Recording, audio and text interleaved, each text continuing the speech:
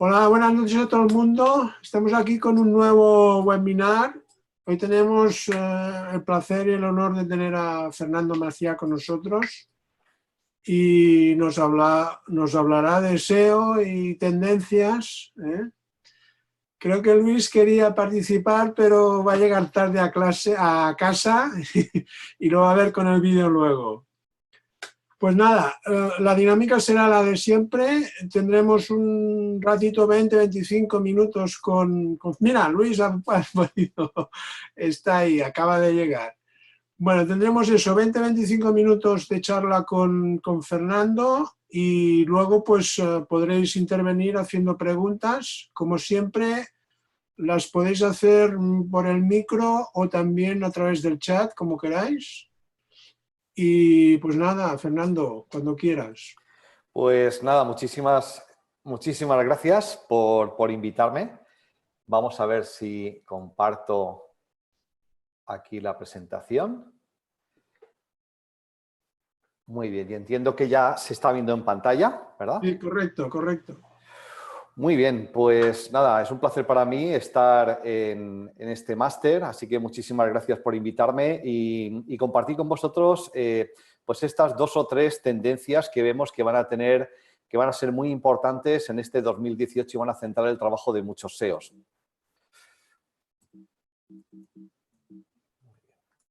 Vale. Bueno, pues yo soy Fernando Maciá, soy director de Human Level Communications. Somos una empresa que nos dedicamos esencialmente a SEO, tanto con oficina aquí en Alicante como en Madrid. También hemos publicado pues, una serie de libros y el tema de hoy son 2 grandes tendencias. En primer lugar, resultados destacados y búsquedas de voz. Resultados destacados ya es una tendencia que venía de antes, pero que se implica y se relaciona muchísimo con los resultados de voz. Sabéis que como SEOs siempre nos hemos centrado en conseguir la primera posición para cualquier resultado. Ese ha sido siempre el objetivo de cualquier SEO, lograr poner a su cliente en la posición número 1. Hasta anteayer, aquí estaba Rafa Nadal, lástima que he tenido que sustituirlo a última hora por Federer. Pero bueno, hoy en día tenemos incluso algo mejor que ser el número 1, que es ser el número 0, ¿vale? Es todavía mejor. Y vamos a hablar hoy de qué es eso de ser el número 0. Ser el número 0 en SEO hoy es lograr aparecer como resultado destacado. Los resultados destacados, como veis en esta captura de esta búsqueda, es ese recuadro que sale por encima del bloque general de 10 resultados orgánicos de Google, cuando Google detecta que puede ofrecer una respuesta directa a determinadas búsquedas. Obviamente, la ventaja que logramos cuando logramos este resultado destacado es enorme. Fijaos que en este pantallazo de un resultado en una pantalla de ordenador de sobremesa, si logramos aparecer tanto como resultado destacado como primer resultado orgánico, estaríamos acaparando el 20% de toda el área visible de la página. Pero claro, si nos vamos a hacer la búsqueda desde un terminal móvil, esa misma búsqueda vamos a comprobar que acaparamos prácticamente el 90% de toda el área de pantalla disponible. Pero lo que todavía es mejor, si hacemos la búsqueda y la planteamos a Google como una búsqueda de voz, entonces va a ocurrir esto. Según Human Level Communications, la meta refresh es un método de indicar a un navegador que automáticamente refresque la página web actual después de un intervalo de tiempo determinado. Si se añade una dirección URL distinta en el parámetro content, el navegador mostrará la nueva dirección cuando realice el refresco. Como veis, 100% de todo el espacio que está por encima de la pantalla, es decir, y el 100% de la atención del usuario con una mención extra incluso a la marca. Bueno, ¿qué es lo que hay que hacer para lograr aparecer en ese resultado número 0? Pues hay 3 grandes consejos. Identificar las búsquedas correctas que son propensas a que aparezcan esos resultados destacados, ser capaz de ofrecer la mejor respuesta para esas búsquedas y elegir el formato adecuado. Una vez detectamos qué es lo que nos funciona bien, deberíamos medir ese resultado y además propagarlo al resto de contenidos del sitio web. Empecemos en primer lugar por tratar de detectar qué búsquedas podrían hacernos aparecer como resultados destacados. Si analizamos en el Keyword Research, hacemos un mapeo de todas las búsquedas donde estamos tratando de aparecer, deberíamos tratar de encontrar las búsquedas que deberían estar alrededor de la mitad del funnel de conversión o del Customer Journey. Son esas búsquedas de tipo informativo, con una intención informacional. Es difícil que aparezca en una búsqueda propiamente transaccional. Así que como primera pista hay que encontrar búsquedas en el centro del Customer Journey, búsquedas que empiecen con qué, dónde, quién, cómo, es decir, búsquedas que de alguna manera Google pueda resolver con una respuesta directa o que también se puedan resolver a través de una serie de pasos. Para identificar esas búsquedas nos podemos servir de herramientas como keywordtool.io, en donde, por ejemplo, si introducimos como palabra clave semilla, por ejemplo, miopía, y nos vamos a esa pestaña de preguntas relacionadas con miopía, van a aparecer ese tipo de preguntas. ¿Qué miopía? ¿Cómo ven los miopes? ¿Cómo se ve cuando eres miope? ¿Cómo se corrige? ¿Qué es? ¿Por qué aumenta? ¿Cómo se cura? Etcétera. Todas esas búsquedas que empiezan por qué, cuándo, cómo, etcétera, son consultas que es fácil que Google devuelva como un resultado destacado. Así que deberían formar parte de nuestro objetivo en marketing de contenidos, desarrollar contenidos que respondan a esas preguntas. Hay otra herramienta muy útil, Answer the Public, que es una herramienta también que nos va a mostrar búsquedas sugeridas por Google para cualquier palabra clave que nosotros introduzcamos. Serían esas consultas que aparecen en el desplegable del buscador cuando introducimos una palabra clave. En este caso, vemos que nos presenta esta herramienta búsquedas agrupadas por distintas preposiciones, también igualmente en relación con miopía, con lo cual nos da un input muy rico para desarrollar ese contenido relacionado. Obviamente, también podemos analizar qué búsquedas de este tipo están funcionando para nuestros competidores. Nuestros competidores ya habrán hecho ese trabajo y es interesante analizar para qué búsquedas ellos están apareciendo como fragmento destacado. En este sentido, la herramienta SEMrush, hay una parte donde podemos filtrar con fragmento destacado y vamos a ver cuáles son las palabras clave y cuáles son los contenidos para los cuales cualquier competidor está apareciendo como resultado destacado. Si está apareciendo él y nosotros podemos desarrollar un contenido aún mejor que el que él presenta, tenemos probabilidades de ganarle y aparecer también como resultado destacado. Por último, una vez habríamos identificado esas búsquedas, podríamos comprobar en Google si realmente la lista de búsquedas que nos hemos planteado como objetivo para desarrollar el contenido adecuado y tratar de apuntar a lograr ese resultado destacado, Google ya está mostrando algún tipo de resultado destacado. En este caso, como es una operación de miopía, efectivamente vemos que aparece un resultado destacado en una búsqueda hecha desde un ordenador de sobremesa. Si queremos comprobar si también aparece como resultado de voz, lo repetimos, pero hablando. ¿Cómo es una operación de miopía? La técnica que indicamos más frecuentemente para la corrección de la miopía y de otros defectos refractivos es el LASIK, una técnica en la que empleamos un láser muy sofisticado, el láser excimer, para modificar la curvatura de la córnea, la lente que tenemos los seres humanos en la superficie del ojo, y de esa manera. Muy bien, aquí habéis visto una cosa interesante, habéis visto que no ha terminado de hablar todo el párrafo, es decir, no ha terminado en un punto como en el otro primer ejemplo que era de nuestro propio sitio web. Ahora más adelante volveré sobre eso porque es algo bastante interesante. Bueno, una vez detectamos eso, deberíamos analizar nuestro propio contenido para tratar de dar las mejores respuestas. Y lo primero que deberíamos plantearnos es, ¿será posible que tengamos ya el contenido adecuado para responder a esas búsquedas? Pues podemos comprobarlo con Google Search Console. Nos vamos a Google Search Console y nos vamos, aplicamos, chequeamos clics, impresiones, CTR y posición y entonces podemos hacer el filtraje de consultas que incluyan esas preposiciones como qué, cuándo, cómo, cuánto, por qué y otros patrones de consultas que puedan devolver una respuesta directa. Por ejemplo, consultas de definiciones o de preguntas, etcétera. Al clicar y al filtrar por ese tipo de preposiciones, vamos a revisar solamente ese tipo de consultas. Y si a continuación hacemos clic en Pages, entonces la herramienta nos va a devolver qué tipo de contenidos están apareciendo para ese tipo de consultas.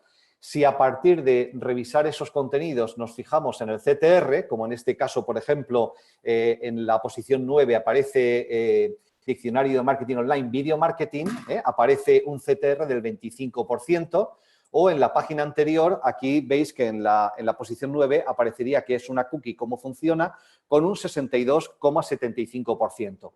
CTRs muy altos en Google Search Console estarían delatando que probablemente estamos apareciendo como esos resultados destacados. Y si no lo estamos haciendo, pues lo que tenemos que hacer es optimizar ese contenido para tratar de lograrlo.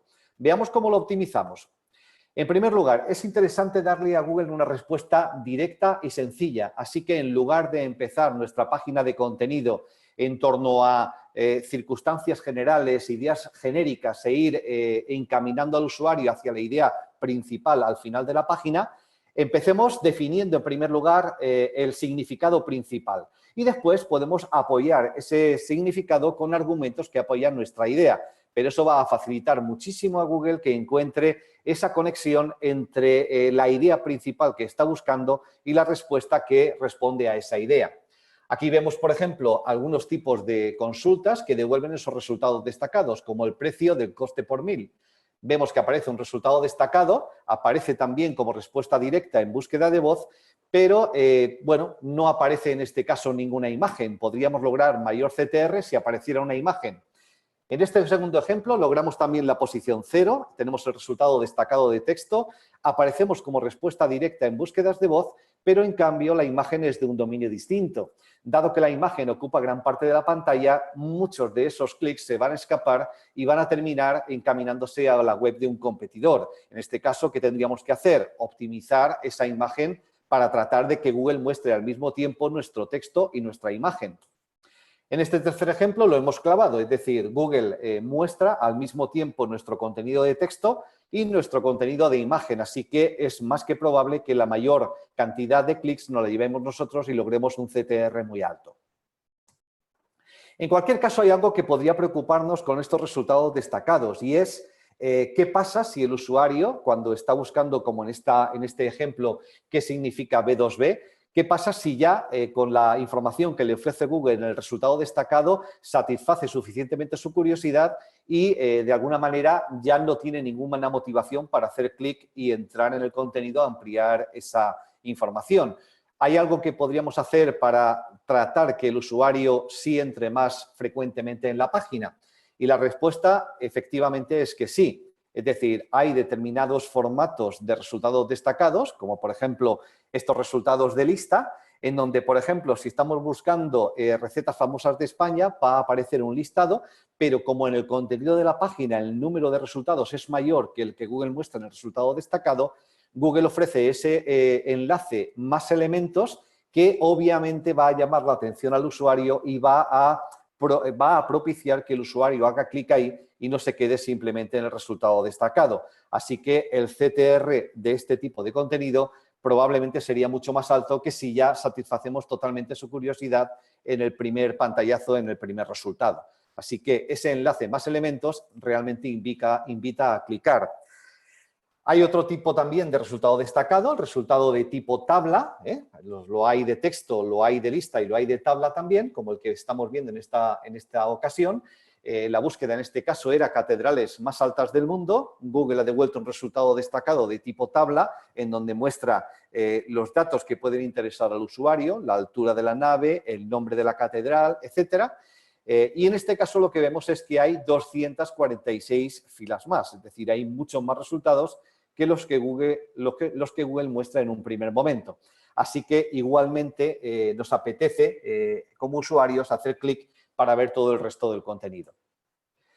Cuando estamos en resultados de texto, como ha ocurrido en el segundo ejemplo que hemos oído de resultado de voz, si el resultado que ofrecemos no cabe como resultado destacado, Google no va a mostrarlo de forma completa y va a mostrar estos puntos suspensivos. Y ya habéis visto que también si es un resultado de voz, Google no termina de leer la totalidad del contenido. Tanto en un caso como en el otro, esos puntos suspensivos van a atraer a que el usuario haga clic de nuevo en ese resultado para ampliar y completar la información que se ha quedado a mitad.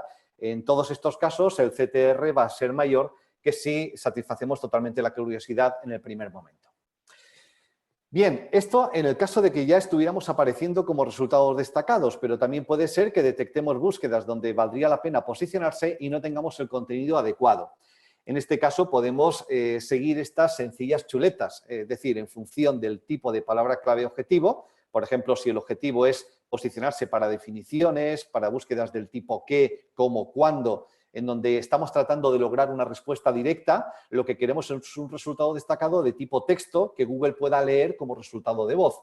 Para este tipo de resultados destacados funcionan muy bien los contenidos de tipo glosario, un post, una pregunta frecuente, es decir, contenido informacional que dé una respuesta directa. Aquí el formato de código simplemente puede ser muy sencillo, simplemente un encabezamiento y a continuación una definición directa que después podemos ampliar. Si queremos completar esa visualización con una imagen, pues simplemente incluiríamos también una imagen en nuestro contenido como candidata a que Google la muestre dentro del resultado destacado. Si lo que nos interesa, porque en nuestro sector lo que funciona sobre todo, por ejemplo, es las listas, en este caso la lista de ingredientes, podemos ver, tratar de usar el formato lista, incluso enriquecido con marcado de datos para facilitar que Google entienda que esto es la lista de ingredientes para una receta. Y en este caso el resultado destacado sería de tipo lista. La inconveniente en este caso es que todavía los resultados de tipo lista Google no los lee en voz alta.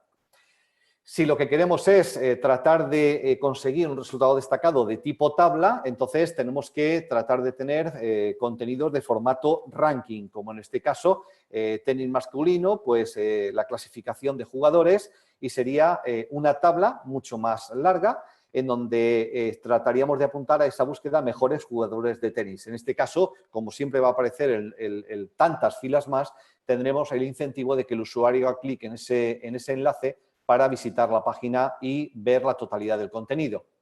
De modo que recuerda, incluye respuestas directas a esa palabra clave que planteas como objetivo y después desarrolla el contenido apoyando esa idea principal, pero empezamos definiendo, digamos, el concepto que vamos a definir y a continuación poniendo directamente ya la definición para facilitar que Google encuentre la conexión entre ambos conceptos. Siempre que sea posible deberíamos usar marcado de datos estructurados, sobre todo en cierto tipo de búsquedas como recetas o como noticias o como tablas, aunque no es un requisito para que Google reconozca ese contenido y lo muestre como un resultado destacado.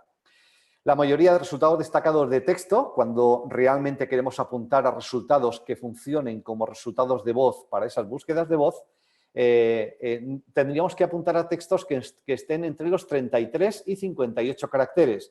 También podemos incluir textos más largos tratando de que Google muestre esos puntos suspensivos que incentiven el clic. Para conseguir resultados de voz hay que conseguir resultados destacados de tipo texto y para aumentar el CTR que sean ligeramente más largos. A partir de ahí comprobaremos que está funcionando para nuestro sector y para nosotros. ¿Dónde están apareciendo esos resultados destacados? De nuevo, usando SEMrush lo podemos comprobar. Y si lo intentamos, lo conseguimos y lo propagamos, pues probablemente vamos a tener, digamos, un impacto muy positivo sobre el tráfico. Así que esta sería esta primera tendencia. Y vamos brevemente a revisar esta segunda tendencia. Progressive Web Applications, que también tiene mucho que ver con el crecimiento del uso del teléfono móvil como principal terminal de acceso a Internet. Veamos en primer lugar qué es esto de Progressive Web Applications que vais a ver nombrar cada vez más en textos y en conferencias SEO.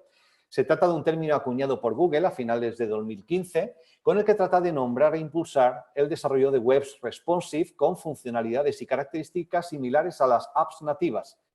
Pueden funcionar casi igual desde el punto de vista del usuario que una app nativa y eso es lo que las hace tan atractivas, esa interacción y ese uso tan sencillo.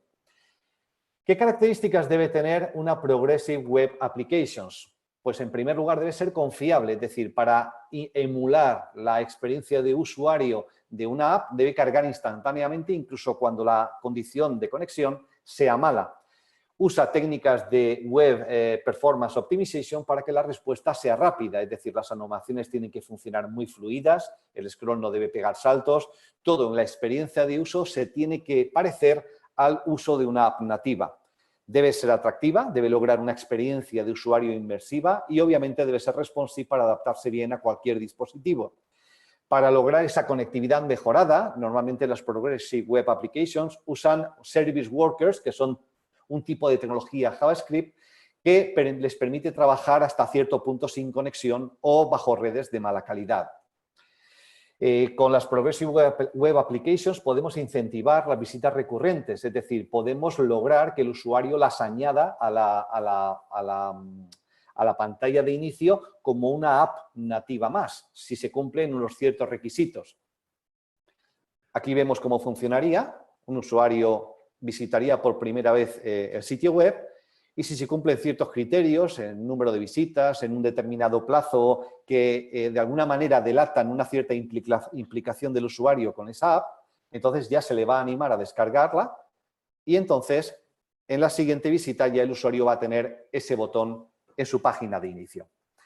Las Progressive Web Applications deben funcionar rápidas, la descarga debe ser instantánea, no deben pegar saltos, usan Ajax, que ahora se llama API Fetch, y esto también plantea algunos retos en cuanto a indexabilidad y obviamente deben funcionar bajo un protocolo HTTPS. Esto es, digamos, un requisito para poder instalar Service Workers en el navegador. Con las Progressive Web Applications podemos tener, digamos, un amplio abanico de funcionalidades disponibles y de interacciones, como las notificaciones push, la posibilidad de conectar directamente con el usuario. Obviamente deberíamos pedirle que nos añada o que nos deje conectar con él en un momento donde esté el engagement sea muy alto. Y también tienen que ser muy indexables y enlazables, es decir, deben de ser descubribles. Esto es una de las grandísimas ventajas que tiene una Progressive Web Applications. Podéis ver el ejemplo de Financial Times, app.ft.com, donde si hacemos un site descubrimos que Google es capaz de indexar todos los contenidos internos. Lo bueno, además de las Progressive Web Applications, es que son multiplataformas, se pueden ejecutar en cualquier dispositivo, por lo que ahorra el coste de desarrollar apps nativas para cada una de las plataformas. En algunas ocasiones pueden no ser tan rápidas como las aplicaciones nativas, pero ya se están desarrollando tecnologías que van a hacer que la diferencia sea muy poca. También cuentan con funcionalidades que podemos ver en cualquier aplicación móvil o incluso de escritorio, el acceso a geolocalización, micrófono, cámara, acelerómetros, etcétera. Para saber en qué medida nuestra aplicación móvil está cumpliendo esas expectativas, podemos usar el plugin o la extensión Lighthouse que está disponible en el navegador Chrome. Podemos realizar un audit y nos va a decir en qué medida nuestra web móvil está acercándose a esos requisitos para ser una Progressive Web Applications. Bueno, para comprobar la indexabilidad, el problema de una Progressive Web Application es que funciona de alguna manera como un caparazón que se carga en primer lugar y que después va pidiendo el contenido principal al servidor. Para saber si un enlace dentro de una web es indexable, tenemos que comprobar que realmente tiene un atributo href con una URL amigable y que incluso desactivando JavaScript y pinchando en el enlace podemos llegar al contenido. Hay que llevar mucho cuidado con todo eso. Hasta ahora, todos esos problemas, en Financial Times, por ejemplo, comprobamos mirando el código que efectivamente cualquier enlace es un enlace que tiene una URL amigable y que podemos cargar por separado en un navegador y funciona exactamente igual. Para comprobar esa indexabilidad, tenemos que revisar cómo funcionan. Normalmente estos frameworks son lo que se llaman single page application, es decir, todo se funciona en una única ventana. Normalmente, para lograr que eso funcione, lo que se hace es que parte del HTML se pinta en el cliente y no tanto en el servidor. Normalmente, lo que hace el navegador es que pide parte de la información al servidor, el servidor responde con una plantilla HTML y un JavaScript, y ese JavaScript de nuevo hace una petición fetch al servidor que responde con los datos y finalmente el navegador muestra el contenido completo.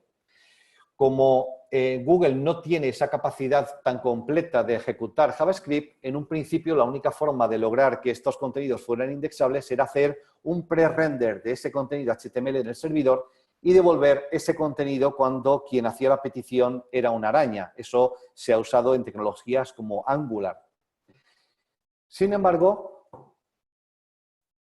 ¿vale? Ahí tenemos la petición de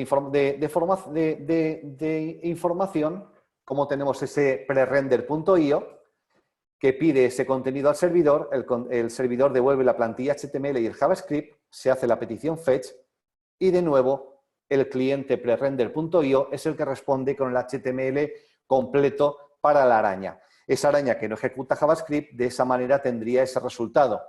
Esto plantea muchos problemas porque si llega una petición a una página que este sistema no ha podido cachear, el resultado va a ser muy lento hasta que todo el sistema logra armar el HTML con todo el contenido.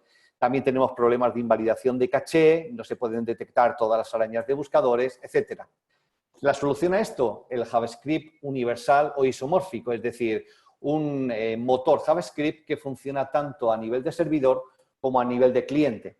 Y esto es lo que se está aplicando en los Progressive Web Applications actuales para lograr que sean indexables. Hay una primera petición, ahí se ejecuta la petición fetch, se devuelven los datos, se responde la página completa y la segunda petición, el usuario ya tendría toda esa información en su navegador y ya no requeriría de esa ejecución de JavaScript en el servidor, pero las arañas sí que seguirían requiriendo esa ejecución de JavaScript. Las arañas en cualquier caso no tendrían ningún problema porque irían recibiendo el contenido completo. Así que con Universal JavaScript los frameworks single page se convierten en frameworks de cliente y servidor al mismo tiempo. Mejoran la velocidad de descarga, las páginas no dejan de ser indexables y es la mejor manera de implementar páginas que usan Ajax, que usan ese tipo de tecnología sin tener código duplicado. Con todo ello, esperamos que las Progressive Web Applications se conviertan realmente en la unificación de apps nativas y de web móviles en el futuro, porque tendríamos lo mejor de ambos mundos. Y si esto no se está desarrollando más rápido, probablemente sea porque las plataformas, los actores implicados no están dejando que se desarrolle tan rápido porque todavía están obteniendo muchos beneficios de los App Stores que están todavía funcionando. Así que podemos esperar de esto mucho en el futuro y realmente apostamos porque probablemente tengamos lo mejor de las apps nativas y lo mejor de la web mobile todo junto. Así que esta era la presentación. Creo que ha sido muy intensa, pero me ha ajustado al tiempo, Cristófol, y estoy disponible para cualquier pregunta. Muchas gracias, Fernando. Pues abrimos una ronda de preguntas vuestras cuando queráis.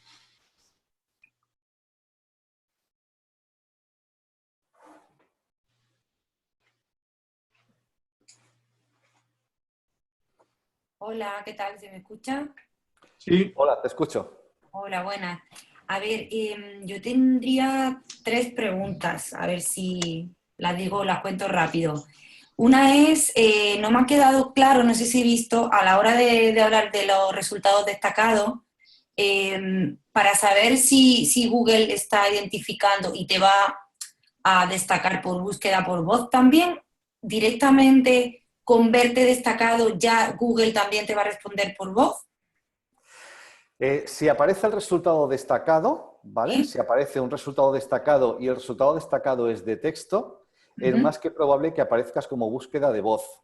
Pero hemos hecho pruebas y no siempre Google termina eligiendo como resultado de voz el mismo resultado que muestra como resultado destacado de texto cuando la búsqueda se hace desde un terminal de sobremesa, por ejemplo. Pero Vale. en general suele coincidir. Si la búsqueda propicia que aparece un resultado de texto, ese resultado de texto casi siempre suele ser el resultado de voz que Google devuelve para esa búsqueda. Vale, porque y unido a esto, ¿qué se puede hacer para que, por lo que hablabas, ¿no? De un poco incentivar al usuario para que clique en el snip destacado, ¿qué se puede hacer para que ese texto sea mayor que lo que ocupa la caja? Porque, por ejemplo, en mi empresa sí que estamos trabajando para salir los resultados destacados, pero claro, Google nos coge un texto, a lo mejor de un post X de largo, te coge las 5 líneas y luego no te pone un ver más para que incentiva al usuario. ¿Eso de qué manera se podría trabajar? Bueno, la verdad es que no es fácil y ahí no tenemos muchas pruebas hechas, ¿eh? Pero sabemos que cuando el resultado relevante tiene más de 58 caracteres, hasta ahora eso es lo máximo que se muestra como un resultado de texto. Entonces, habría que lograr que esa respuesta que quede mucho más clara y que sea ligeramente mayor que esos 58 caracteres. Entonces, yo trataría de analizar qué resultado está devolviendo Google y ver, oye, ¿hay posibilidad de que yo pueda introducir dentro de esa frase un sintagma adicional que enriquezca ese resultado y Claro. con el cual voy a lograr que ya me salgo de los 58 caracteres? Podéis hacer pruebas y ver Voy a trabajar ese funciona. trozo, ¿no? Correcto, yo trabajaría ese trozo y trataría de ir probando a alargarlo para ver si, uno, me sigue mostrando como resultado destacado y no al alargarlo me quita de ahí y pone otro distinto. Y dos, a ver si logro que llegue a mostrar esos puntos suspensivos. Vale. Y lo último es, con todo lo que nos ha explicado ahora de las Progressive Web Applications, ¿dónde quedaría ahora un poco la apuesta que tiene Google con AMP?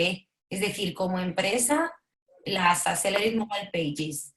Como empresa Vale. que tenemos apps y que tenemos web, también tenemos apps nativas y web, y trabajamos mucho la web móvil. Claro, al final es un poco por dónde ve usted que sería más lógico apostar ahora. A ver, yo creo que no todas las webs necesitarán llegar a ser Progressive Web Applications, ¿vale? Probablemente uno querría llegar a tener una Progressive Web Applications cuando, por ejemplo, no hay grandes razones por las cuales los usuarios quieran descargar y mantener en su teléfono móvil una app nativa. Sabéis que, digamos, hay algunas apps que todos los usuarios tenemos en el móvil, pero después la mayoría de apps apenas sobreviven más de 30 días. La gente las descarga y después las borra porque ocupan mucho espacio de memoria y entonces la gente no la quiere tener en sus teléfonos. Entonces, si una empresa detecta que hay funcionalidades que podría emplear en el teléfono para dar una mejor experiencia de usuario a sus usuarios, pero sin embargo no está logrando que sus usuarios eso sea incentivo suficiente como para que se descarguen una app nativa o simplemente eso no justifica la inversión, mantenimiento, de desarrollo, evolución de una app nativa en varias plataformas, el camino a seguir podría ser el de Progressive Web Applications. Si por el contrario lo único que tenemos que servir son contenidos, probablemente AMP sería más que suficiente para tener velocidad de descarga y no nos haría falta nada más. Luego, yo creo que ahora mismo creo que son dos vías que se están terminando de definir. Hay gente que está en contra de AMP por el tema del cacheo de que Google aparezca en la URL y demás.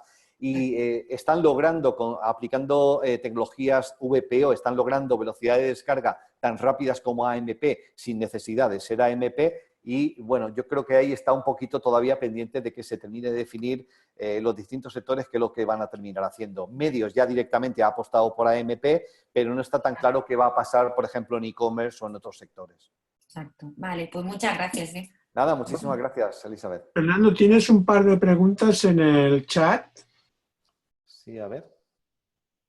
Vale. Fernando, hablaste de optimizar las imágenes que acompañan los textos en los destacados. ¿De qué manera se deben optimizar? Bueno, hemos hecho algunas pruebas.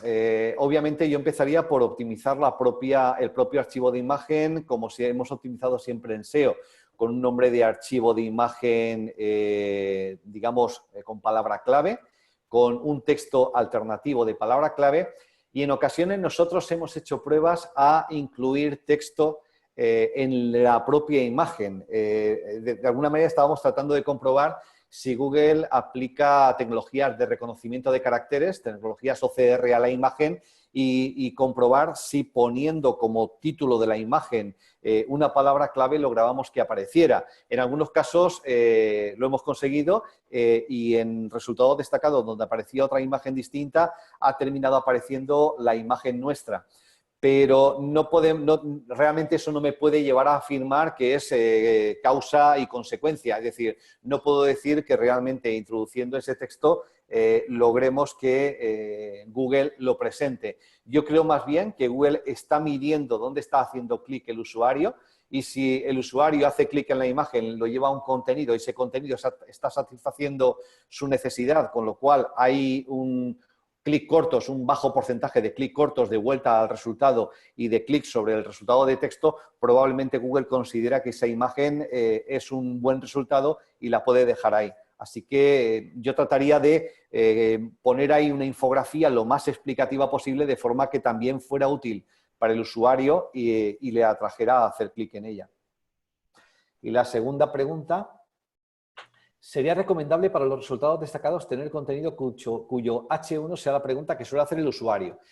Sí, en nuestro caso, por ejemplo, cuando yo estaba recomendando glosario o, por ejemplo, preguntas frecuentes, en esa estructura de página yo claramente apostaría porque el H1 sea el concepto que estamos definiendo o la pregunta que vamos a responder a continuación. De modo que pondría como H1 ese concepto principal, que es, por ejemplo, la meta refresh, que es la meta robos o cómo se hace esto, ¿vale? Y a continuación, la respuesta sería un resultado de texto en un párrafo. O bien eso, o bien tendríamos también un encabezamiento secundario, un H2, etcétera, con un contenido de texto o un contenido de tabla. Una cosa que no he dicho a lo largo de la presentación, que hemos visto que también funciona bien, es cuando Google, como decía la compañera anterior, extrae un fragmento de texto de mitad de la página y no tanto de la parte superior. En estos casos lo que vemos que funciona bien es tener una estructura de encabezamientos de H1 y varios H2, incluso algún H3 anidado dentro de algún H2 si es necesario, y tener una estructura de tabla de contenidos, lo que se llama el TOC, Table of Content, al principio de ese post, con enlaces de fragmento de página a cada uno de esos encabezamientos. Esto provoca que, además, en el propio resultado pueda aparecer como sitelinks dentro del propio snippet enlaces directos a esa estructura de página. No lo suele registrar un CTR muy alto, pero igualmente es útil para que Google pueda encontrar la definición de un término que no coincide con el tema principal de la página y que esté a mitad de página o al final de la página. Hay otra pregunta aquí en el chat sobre WordPress. Desarrollar una web PA a partir de una plataforma como WordPress o Liveray. Justo antes de la que has leído ahora. A ver. Esta no las... A ver. Sí, perdón.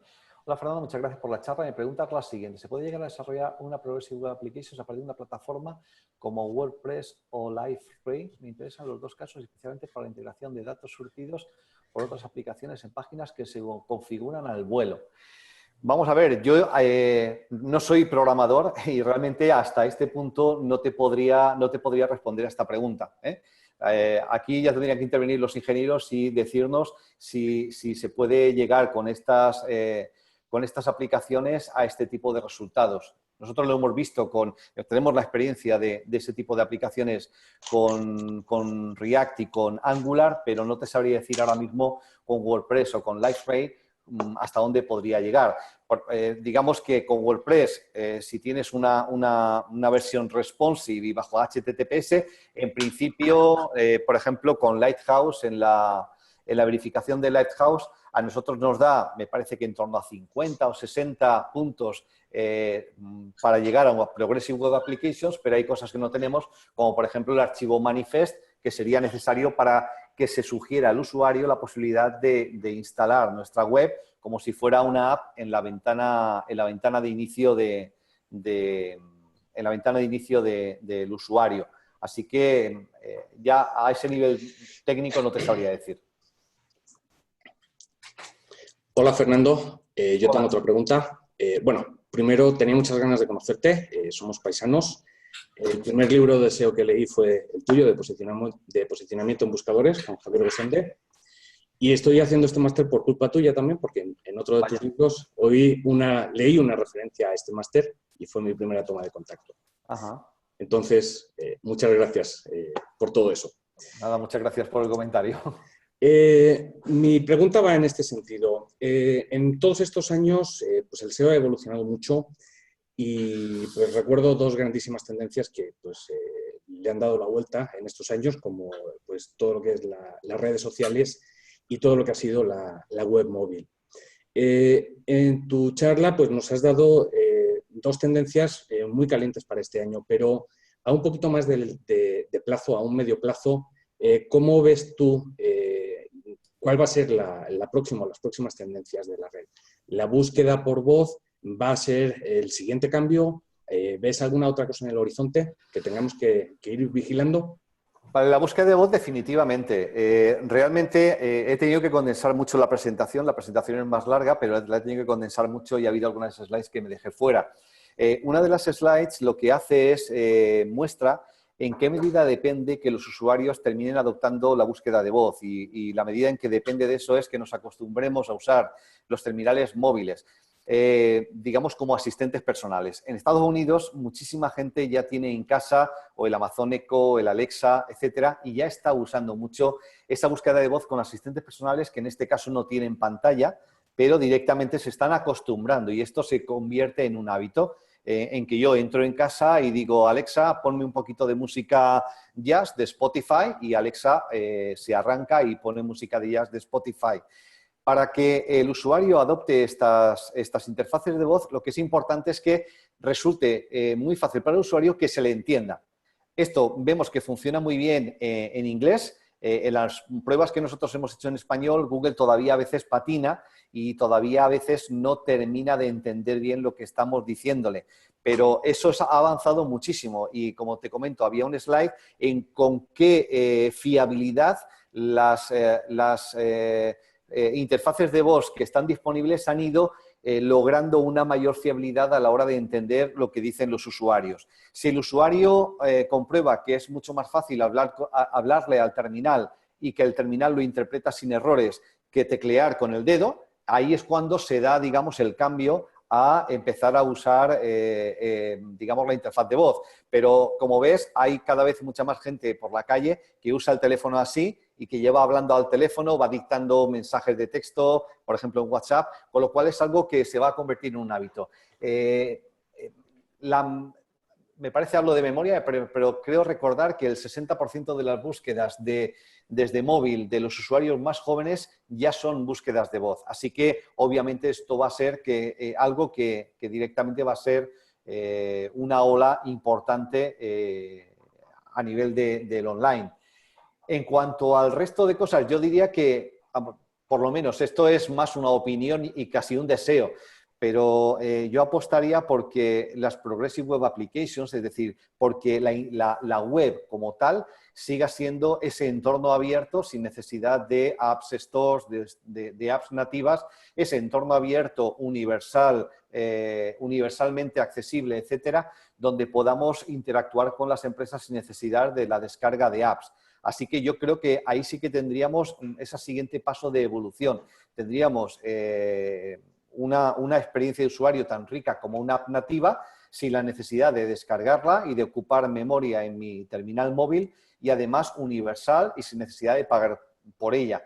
Yo confío en que eso serían dos tendencias que serían muy deseables y además perfectamente indexables, con lo cual también abre un camino para el SEO y además un camino muy técnico, porque como habéis visto aquí ya entramos en temas de programación, en temas de que realmente seamos capaces de entender qué parte de JavaScript se puede interpretar por parte del cliente, por parte del servidor y obviamente también la araña de Google está progresando en la ejecución y la interpretación de ese código JavaScript. Así que, bueno, yo creo que ahí tenemos 3 áreas de trabajo interesantes para los próximos 2-3 años. Aquí aventurarse a más años es como consultar con una bola de cristal, es imposible, ¿no?